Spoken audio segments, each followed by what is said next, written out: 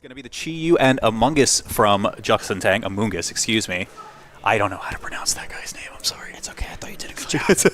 Rillaboom putting down the grassy surge, and we're going to get underway, Justin. So a lot of grass types on the field here right now, and grassy terrain currently active. Only two of which really are going to be utilizing their offensive pressure. I really like that Justin ended up leading the Chi-Yu here. You immediately have some type of offensive threat.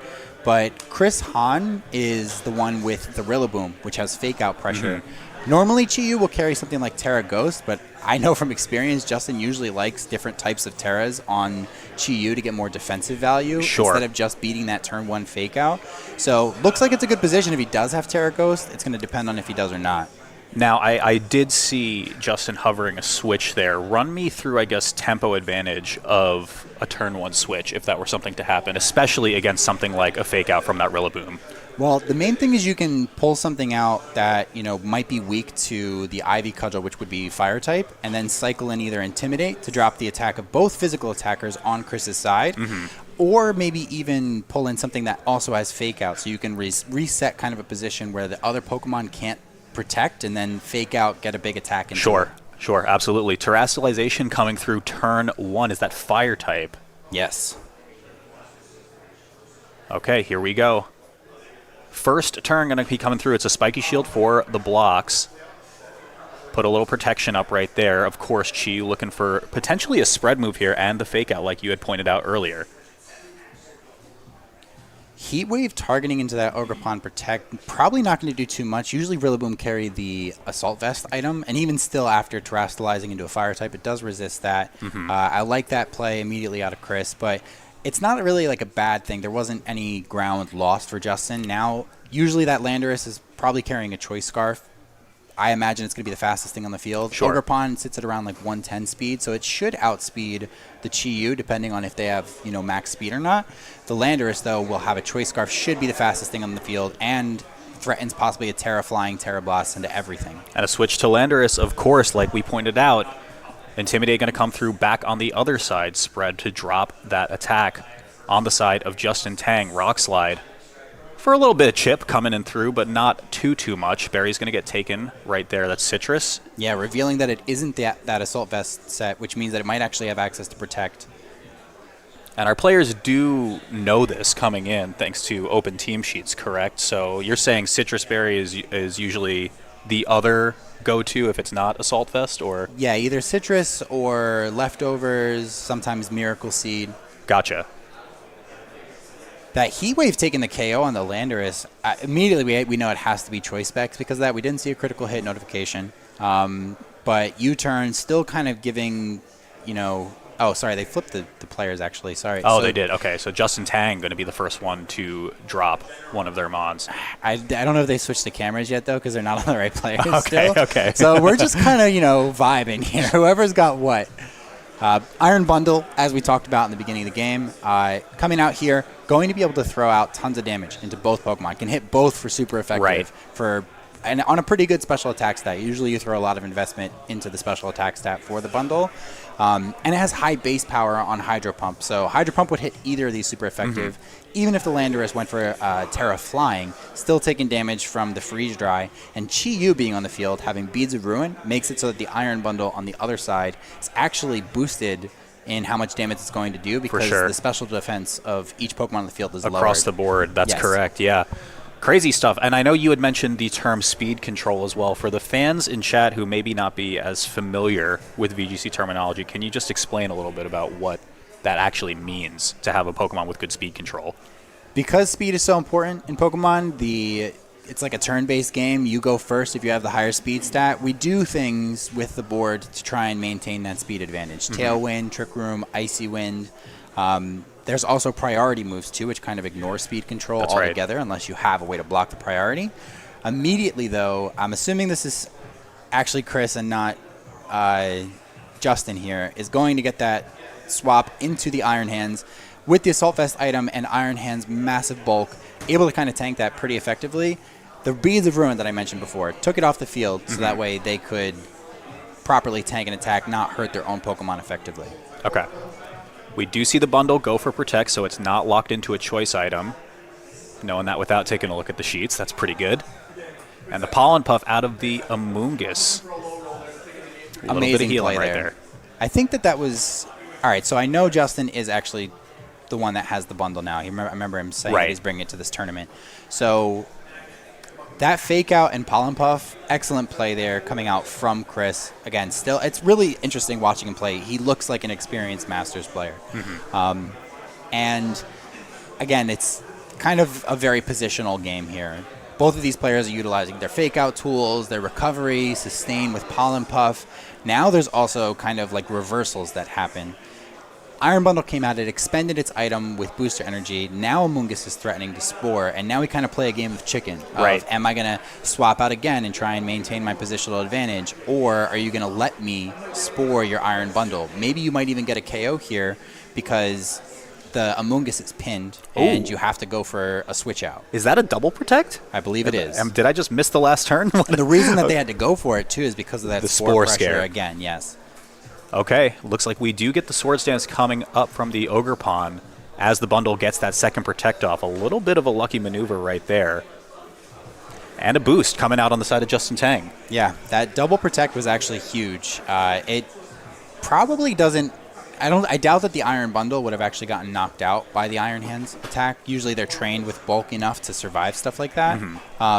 But the Ogre Pond capitalizing on that defensive switch, going for the Swords Dance here, and again, Icy Wind being a huge factor. Right. You can go for the Icy Wind here, pick off the Lando, pick off a possible Amoonguss switch in, even Chi-Yu swapping into this if the Ogre Pond is at +1 because it has been intimidated once. It's still probably going to get the KO on Chi-Yu. I think it's at least doing like 80, 85, and then it's even in something like a Grassy Glide range. Terrestrialization coming through for this turn on the Landorus. What's it going to be here? That's the flying one. That is the flying. That's the flying one. I don't know the I colors. will tell you I'm if you don't know. No worries, no worries. I'm just staring at it, trying to discern any possible information from that. Super effective hit there as well. Speed control, like you had brought up before, the Icy Wind is going to hurt. But that +1 Ogre Pond is what we're really scared about, right? Yeah, again, and this is what I'm talking about. I mentioned before, pinning down Pokemon. This is something that's an extremely important concept when you are playing a doubles format. If you are unable to protect, and you have two things that are going to be able to target a slot, and they don't have a defensive switch in, because of the bring 6, pick 4, you probably maybe didn't bring something that can switch in there. The Landorus was essentially pinned. Chi-Yu had chip on it, might have gone down to a +1 Ivy Cudgel there. Sure. Amoonguss is an extremely important resource and kind of can help you even stall out the end game, so he didn't want to do that. He knew, basically, Justin knew he was taking either the Lando there or whatever it switched into, most likely the Lando. Right. And at the cost of that, too, Chris went for the Terrestrialization. That might have been a read where they thought they were going to be able to get like a Terra Blast off, counter the Ogre Pond. Iron Bundle, I don't believe, went down that turn. They swapped out. Rillaboom in with a little bit of health. Fake out pressure once again reset. And Iron Hands can't protect, so you can fake out right into this Amoonguss and then go for an Ivy Cudgel into the Iron Hands, and he doesn't have fake out either. Perfect prediction again there, Justin. Yeah, amazing stuff. We'll see. Amoonguss does not hang on right there. It's going to be 2 Mons down on the side of Chris. Justin Tang still all 4 up, if I'm not mistaken, or did he lose one? I don't remember precisely. I don't even think we've seen the 4th one. Rillaboom hasn't gone down yet. Iron Bundle hasn't gone down. So I think, yeah, Justin is now at a 4-2 advantage. And a big thing I want to point out there, I had mentioned that the Ivy Cudgel can go into the Iron Hands there. If the Amoonguss doesn't have Protect, you go for that every time. You just fake out. If you could take that one thing that's going to be a really problematic piece. Even if Chi-Yu swapped in, maybe that goes down. Amoonguss comes down, you can Ivy Cudgel again, and you should be able to get that Rillaboom with fake out onto the Assault Vest Pokemon, Iron Bundle. You have all that damage just piling up into that one slot. Okay. Hovering a couple moves as we go into our next turn right there. The Rillaboom looking real juicy for a kill. Come up soon, or a KO, excuse me. Grassy Glide will come through first, though, for a little bit of chip, possibly before that Rillaboom goes down. But we'll see how this turn plays out. Chi-Yu barely hanging on right there. Going to strike back with the overheat, and that's a knockout in return. I am actually so shocked that survived. And I'm guessing that probably makes me think the Ogerpon is max speed, not adamant, but jolly. And what's crazy is that survive was actually also just as clutch, because if you had taken the KO there, then the Iron Bundle would have to target the Chi-Yu, then the Iron Hands, and you probably actually win that game. But because the Rillaboom is alive now, Iron Bundle can target down with like an Icy Wind, possibly get both. The Rillaboom might be able to go for a Wood Hammer into the Iron Hands. This is going to be a close finish. I would think, if anything, the favor is in Justin Tang's side. But, again, 2 really clutch survivals there that we kind of, glossed over. Which one do you think matters more in terms of tempo advantage? We do see the Chi go down on this turn, but it is surprising to see both of them live right there. Well, it would have mattered if the Iron Bundle was in the back, but we missed when it got knocked out. Yeah. So, sorry, following along with some of the stream graphic there. I got a bit distracted, but ends up being a pretty clutch win there from Chris. That survival was huge. I think it actually may have been winnable if they had gotten the KO on that Chi-Yu instead. Yeah, it looks like we do have, just a note for production, we do have the cameras reversed. The names were correct towards the latter half of that match. But yeah, 1-0 for Chris going into this one. Pretty good win overall as well. Yeah. Crazy ending going through the finish line there, but... Yeah, what's wild to me, too, so I'm assuming that must be like a max bulk Chi-Yu that I was able to survive that. Maybe it isn't max investment into the Ogerpon on Justin's side. The maneuvering from Justin was really key in the beginning, with the Rillaboom being able to tank that attack, getting out of there with the terrestrialization on the Terrifier. Once Bundle came in, went for a double protect, but Chris was utilizing his Amoonguss' spore pressure. The threat of sleep is so important, especially at the higher level, because you can't control sleep. Right. You can control the things that it's trying to sleep by switching in a grass type or something like safety goggles, but you can't control how many sleep turns you get. And if they get the maximum amount of sleep turns, it can be extremely devastating, especially if they just leave it on the field and don't even target it. Sure. What I find very interesting, again, is this is the first time I've gotten to see a VGC event live and in person. You had mentioned the pick 6, take 4 of nature of how matches work for VGC events. What kind of adaptation do you think we see from both of these players now that they've kind of understood the 4 that came in for that first game? So both players, I would think, are afraid of specific offensive leads. Chi-Yu, I would think immediately, is something that you have to worry about. On Justin's side, the immediate pressure from Chi-Yu forced Chris's Chi-Yu forced a terrestrialization into the Rillaboom, made the game plan way less flexible. Additionally, seeing the bulk on the Chi-Yu means that instead of targeting it with just a +1 Ivy Cudgel, which is a resisted attack, you probably want to put something in position against it that is super effective. Right. Chris also leveraged, some really good switches using the Iron Hands Assault Vest bulk to be able to swap into the Iron Hands, into the Iron Bundle. Big positional advantages. That one turn with the fake out and then the Pollen Puff was huge as well. I think that if anything on Chris's side, he's going to want to get a better utilization out of his terrestrialization. That's the first thing. They lost the Lando immediately after going for the Terra, not even getting an attack off. And then the second thing would be on Justin's side, in my opinion, addressing the Chi-Yu in the early game, maintaining, throughout turns 2 and turns 3. I have to make sure that I'm never caught out of position against Chi-Yu.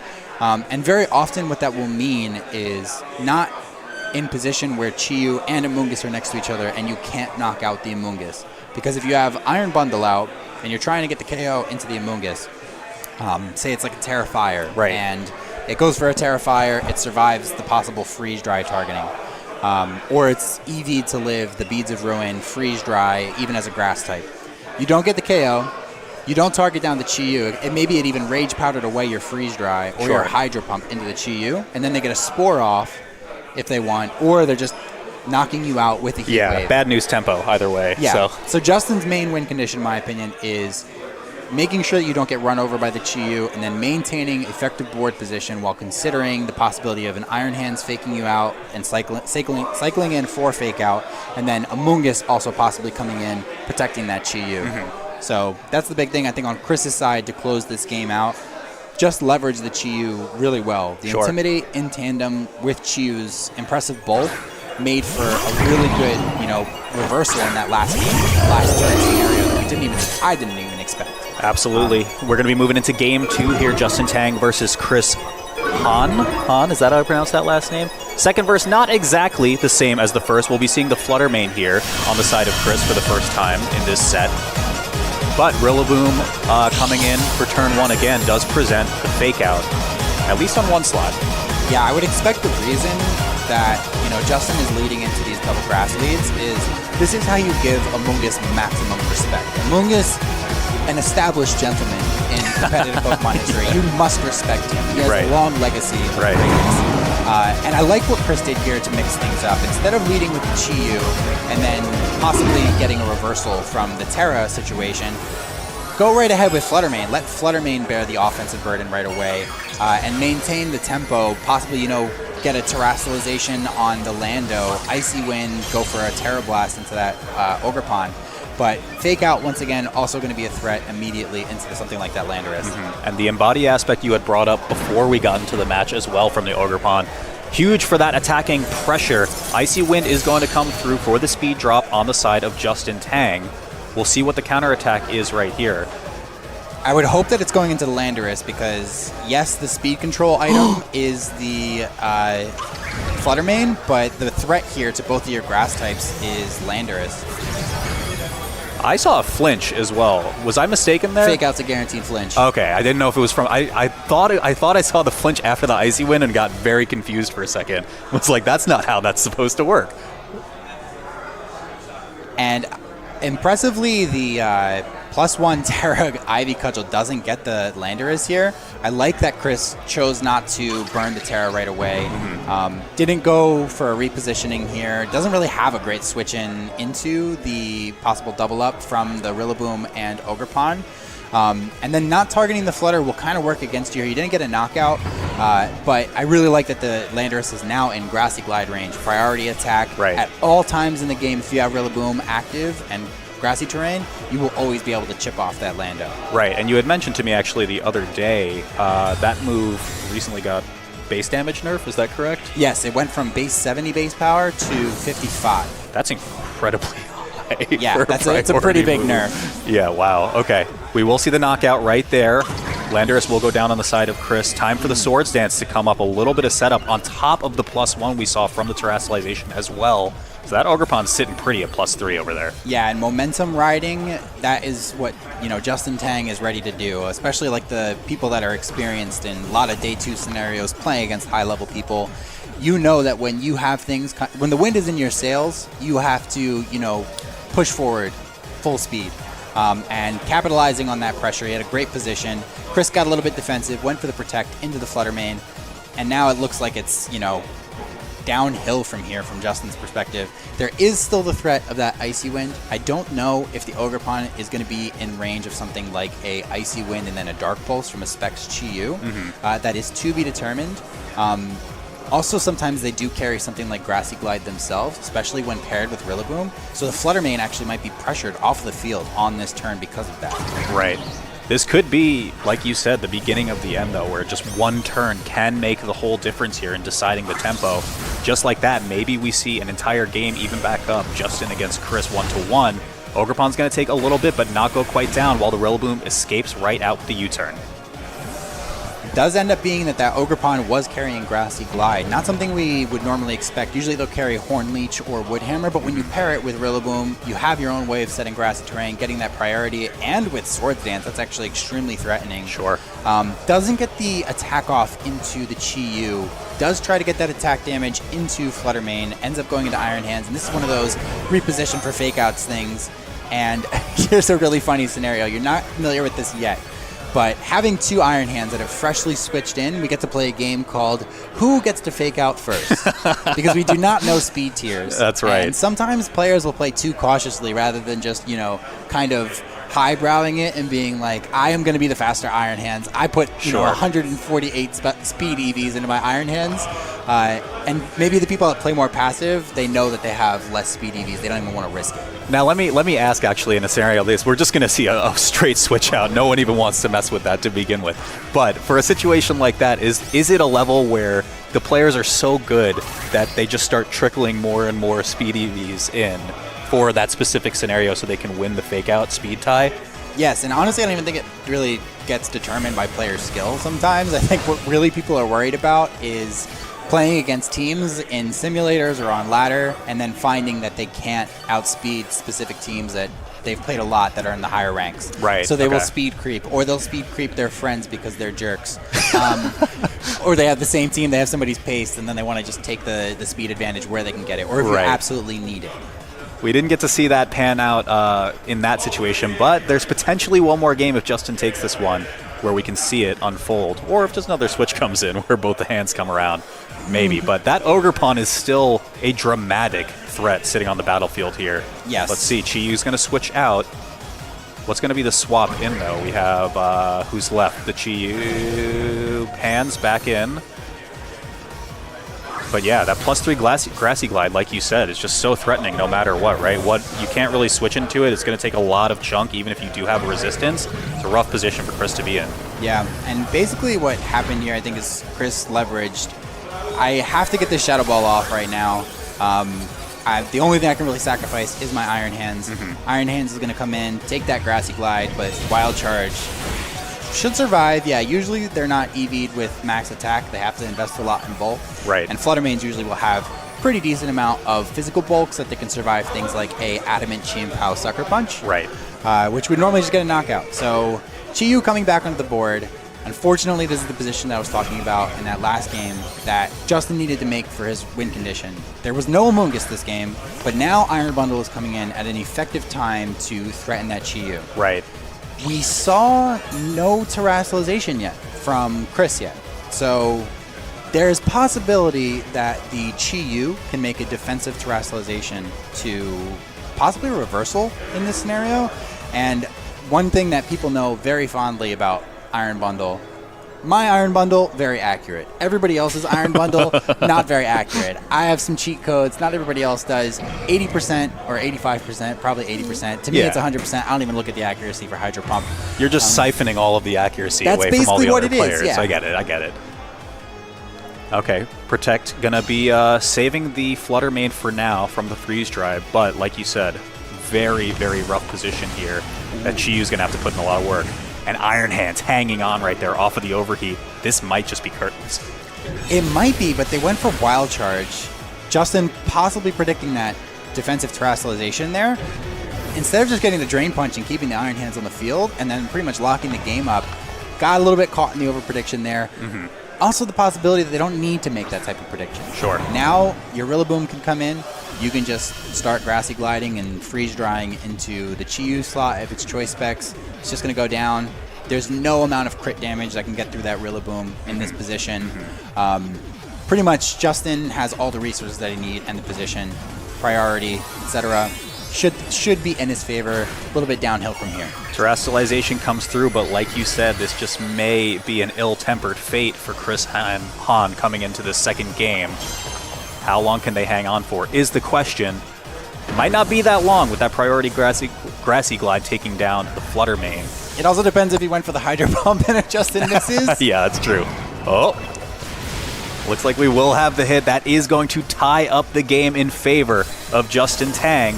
We'll go to a tiebreaker game 3. Yeah, and already cooking. We got two really high-level players squaring up, making the adjustments. And Justin, again, was able to recognize the threat that Iron Bundle could pose, more so in the late game rather than the mid game. Keep that booster energy. If Iron Bundle is one of the last things that comes in, then you will be able to maintain that booster speed. You won't be forced to swap it out.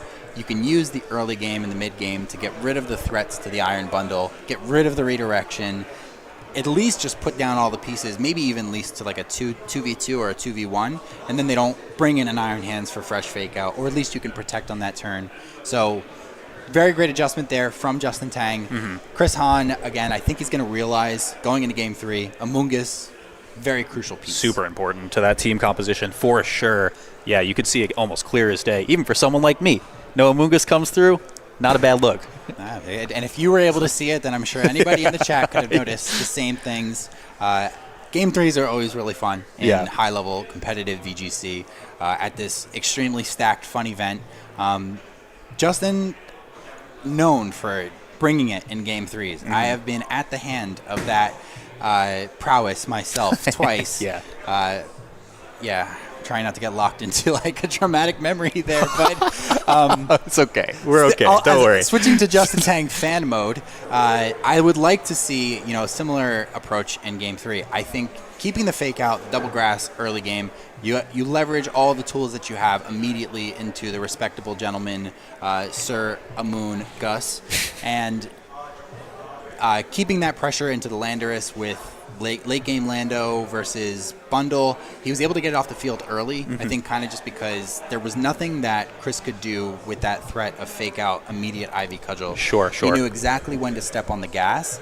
This game, I would suspect, after seeing Chris hold on to Terra so much in that game, he's got to at least project some type of adjustment on that particular habit. But again, he also might know, hey, he's a senior. Maybe this isn't something that he's familiar with doing. So I'm very excited to see how Justin kind of approaches that, especially knowing the difference in the age divisions. Absolutely. Final round coming through, ladies and gentlemen. Another different set of leads from both players here. How much can Chris leverage this Chi-Yu? The big thing here now is, first 2 games we saw fake out threat from Justin. This game, Chris is the one with the fake out pressure, and neither of these have a defensive Terra Ghost to go for. We also have Chi-Yu right out in the field. This is a very common lead. This is something I would expect Justin to lead into his own team if he was running what Chris is running. So I really like the position that Chris is in. Ogerpon, we can go for Protect here. Lando maybe wants to U-turn out. Maybe you have to immediately defensively switch. I know Justin doesn't really have too many defensive pieces to switch into. Sure. The Iron Bundle, really frail if he brought Rillaboom. If he's bringing the same pieces, still very frail. Could be quite an unfortunate situation to get stuck in turn 1. Yeah, we'll see if this is a turn 1 spells disaster type of game. Of course, Terrestrialization will come through turn 1, though, on that Ogerpon to get the boost coming through early. We'll see how much of an impact this Ogerpon can make on Game 3, though. I don't know, especially playing off potentially the back foot there off the fake out pressure. Could be tough to tell, but a Terrestrialization in response here Terra on water? the hands. Fire, okay. People are already doing that. Back to Terra Fire, Iron Hands. What do you mean by that? People are already switched to water for Regulation D. That was the big one. Okay. We had grass before that. Now we're up to fire because of the main offensive threat being a very strong fire type. Gotcha. Okay.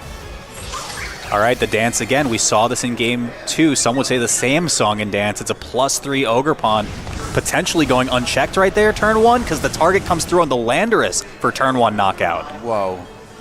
All right, that's big because getting one piece off the board, it can be dangerous sometimes to do that. The attractiveness of a one-hit knockout, especially early games, so they have less pieces to switch around, is very big. But sometimes you're doing that and then immediately your opponent has fake-out pressure and they can start pinning. Or they go into bundle and then they have offensive pressure into everything on the field. Right. So sometimes it can be, again, wrong or just lackluster to take a knockout a little bit too early. I like what Justin did. He kind of knew that his Lando was at risk of getting Heat Wave there. If you Terra Fire, you're going to get Heat Wave to take a little bit of damage at the Ogerpon. You get a massive Swords Dance off. If he doesn't fake out the Lando, maybe you get a U-turn off, etc. So I think that, you kind of leverage the resources. If he takes this is what I'm going to do. If he doesn't, then I'm going to get a big, massive Swords Dance off. Right, absolutely, yeah. Ogerpon can probably sit on the field for most of this game as well. Sitting at +3, didn't take any damage turn 1. Intimidate will come through to drop that to a +2 instead. But with the Grassy Glide, or the Grassy Terrain down, excuse me, that Grassy Glide from both of the mods on Justin Tang's side is a super big threat. And unfortunately isn't able to get there. Oh, okay. Second overheat, -4 now from the Chi-Yu, but the name of the game was leveraging that fish, and we're getting that coming in spades here from Chris Hahn, finding 2 knockouts already. Yeah, and that Chi-Yu is what we would call hard-bodied. because he is tanking hits left and right. That is the second time we've seen a massive survival from this Chi-Yu, and now it is a 2v4. But once again, we don't know that with all of this offensive pressure, Chris might be running out of gas.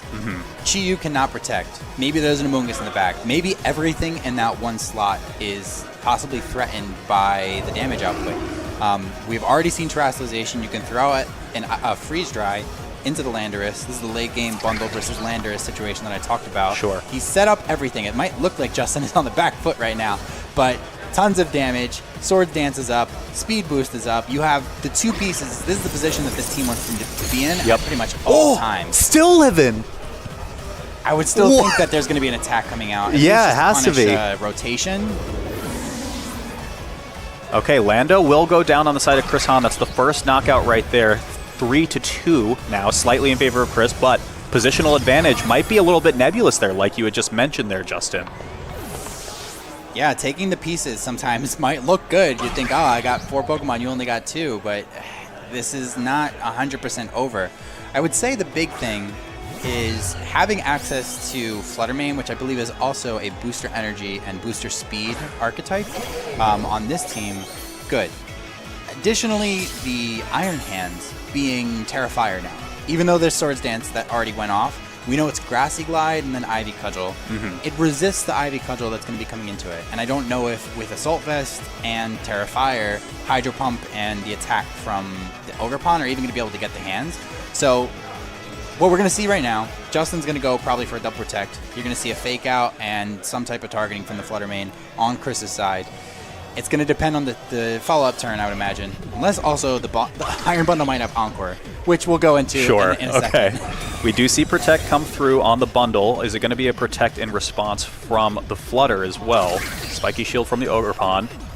And there is an elephant in the room here, Justin. The Hydro Pump's going to miss, isn't it? No, well, I don't know. It depends on if he took the Iron Bundle from my game or not. And I don't know really if it matters. If the Iron Hands can survive, I think they're fine. Like, View Shadow Ball and then Drain Punch into the Ogerpon. I think every time you should be okay. At least then you boil it down to a 50-50. You might be able to get the attack off into the Iron Bundle. It's probably easy to live a Moonblast from booster speed. So, yeah, I would say that, Justin's probably in the favorable position here. Sure. But it's still definitely not out of Chris's hands yet.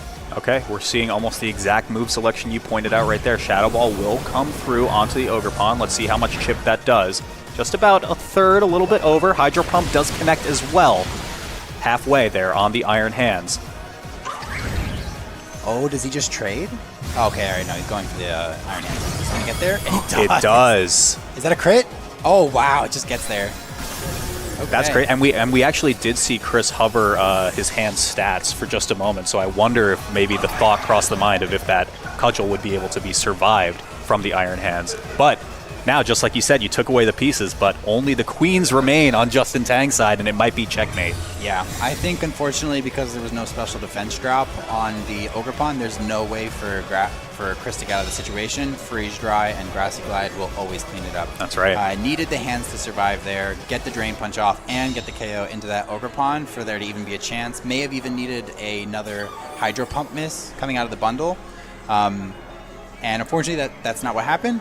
Justin kind of showing, I'm the master here, you're the senior, you definitely have a bright future. That was a masterfully played set from both players. I'm excited to see, where Chris ends up in the future, but I think we're going to see quite the run from Justin Tang. He's playing on fire now. That's right, easily one of the favorites to win this tournament in the big 5K prize pool we got sitting around, isn't that right? Absolutely.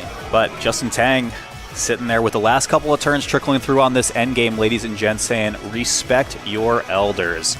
Going to come through Icy Wind just for one last little speed drop right there. Make sure the knockout, can get confirmed. Ivy Cudgel will probably close the book on it. Yeah, and there it is.